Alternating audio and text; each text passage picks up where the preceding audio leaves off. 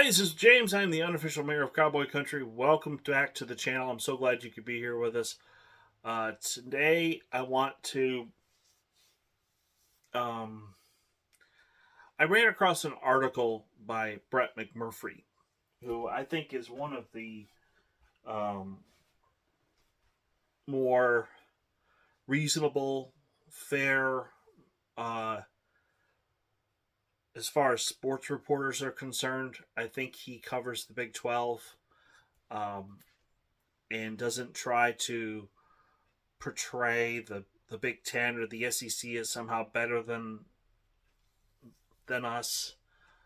Let me fix this real quick.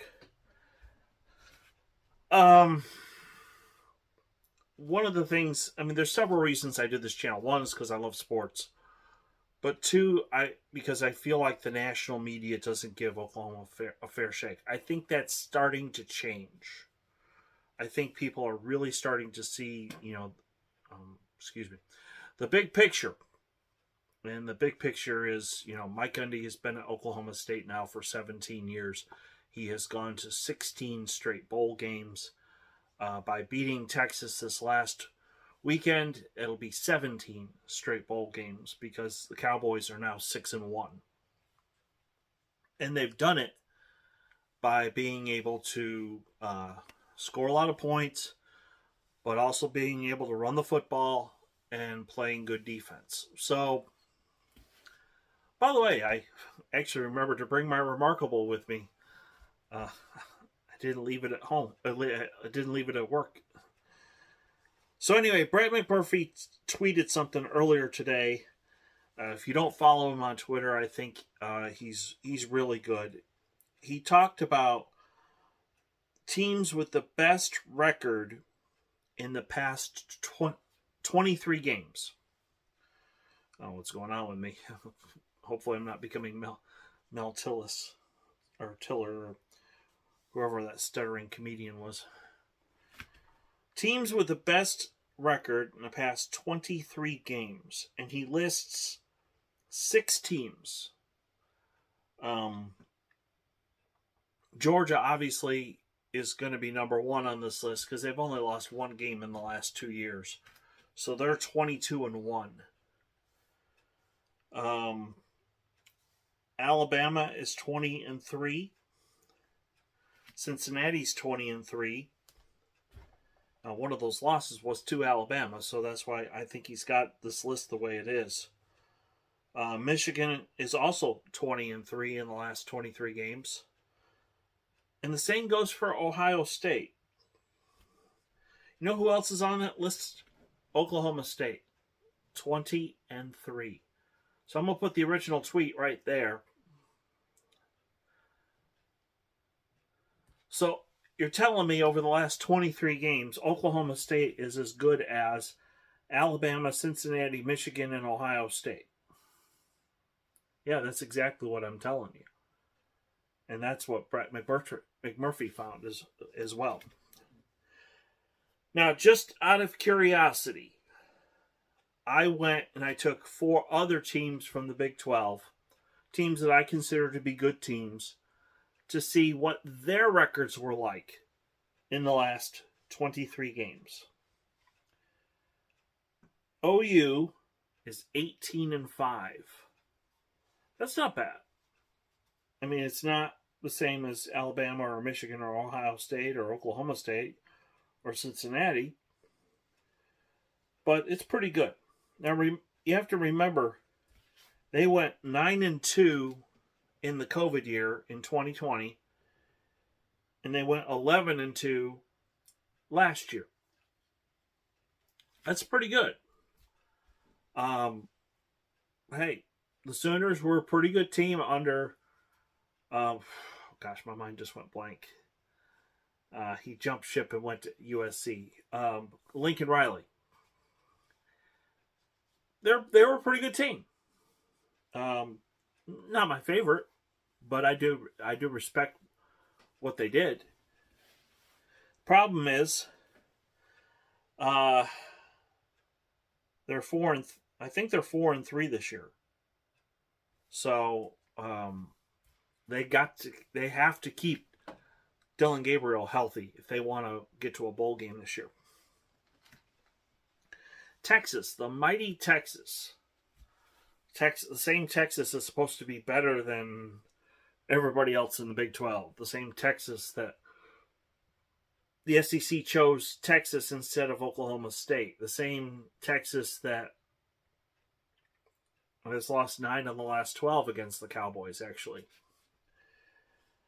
Over the last 23 games, Texas is 12-11. Now, granted, they were 5-7 last year, and that's why they got rid of their coach. But wait a minute, no, Sark was there last year. I'm sorry, I was a little confused. They got rid of the previous coach after 2020, I think. Anyway, point is, Texas is not the mighty Texas. They're not back. So that's all I gotta say about that. Texas Tech is 13-10 in the same period of time. Now you have to understand they went 4-6 in 2020, but they were 7-6 last year. It's an improvement. They still got rid of their coach. But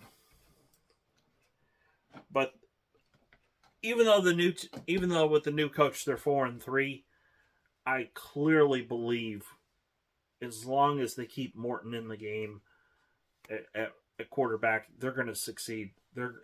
That guy he's really, really good.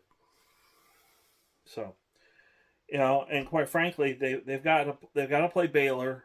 That's going to be tough, but it's at home. I picked Tech to win that game. They got TCU, KU, Iowa State, and OU. So as long as they beat Baylor, they just have to win one of those remaining games against TCU, KU, Iowa State, and OU, and they'll be back in a bowl. So Texas Tech is going to be good next year. Let's just say that. And lastly, in the same period over the last 23 games, Baylor is 16-7. Now, granted, Coach Aranda, under the first year was only 2-7. That's the COVID year. Things were a little weird back then, okay? But last year they went 12-2. They obviously won the Big 12, and then they're 4-3 this year. Their offensive and defensive line is pretty good. It's just they did lose some skill players. So and I know there was one safety they had that was really, really good last year, and he's now in the NFL. So when you lose a player of that caliber, your defense isn't going to be as good. And so if you look at 2021, the games so far in 2022, and of course the last two games that they played in 2020, which were losses to the Sooners and Cowboys, that's how I got 16-7 for Baylor. So the bottom line is this: as far as the Big 12 is concerned, there is no team that has been more consistent than the Oklahoma State Cowboys. You could argue up until Lincoln Riley left that OU was dominating in conference play, and you'd be right. He won several conference championships. But he chose to take his ball and go to USC. And I don't think USC is any better of a job than OU is.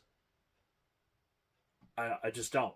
I mean, OU's facilities are just as good as, I think, are better than USC's.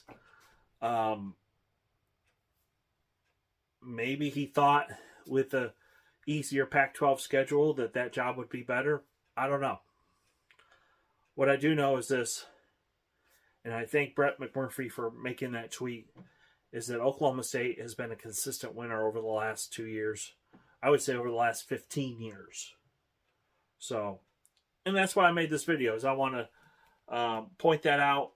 Hope that not just the faithful who subscribe to this channel, and I want to thank you if you are a subscriber, but also to get this to the national media and say, hey, look, you know, Oklahoma State is for real. Oklahoma State is a legitimate candidate to make it to the playoff. You know, TCU has to finish undefeated or with one loss, get to the Big 12 title game. And Oklahoma State has to get to the Big 12 title game. I would say if they beat, as long as they beat Kansas State tomorrow, which will be difficult, that that of the remaining 5 games is the most difficult game. They got Iowa State, they've got West Virginia, they've got OU, and they've got Kansas left. I think Kansas State is better than all 4 of those teams. So, if they beat the Wildcats, they need to finish out strong and then hopefully beat TCU in the rematch in Arlington. I think a 12-1 Oklahoma State team deserves to be in the playoff. But we got to beat Kansas State first. Let's take care of business tomorrow, and then we'll move on to KU and go from there. So, if you are new here, please hit like and subscribe. This channel is for all college football. Granted, I am an OSU graduate, so I'm biased, but you know, we've got other teams here represented. You know, Utah State, Utah, BYU. We're going to get some other stuff for other teams. Hopefully soon I'll get a P.O. box, so if people want to donate stuff, we can maybe put stickers or banners up here or something. But this is a channel dedicated to the love of college football. And so I'm thinking I should cover basketball, you know, once the football season's over, just so we have content. Of course, I do love basketball too, so anyway, from the bottom of my heart, I want to say thank you for watching. I know your time is valuable, and I appreciate each and every person that watches these videos. So, enjoy the games tomorrow, and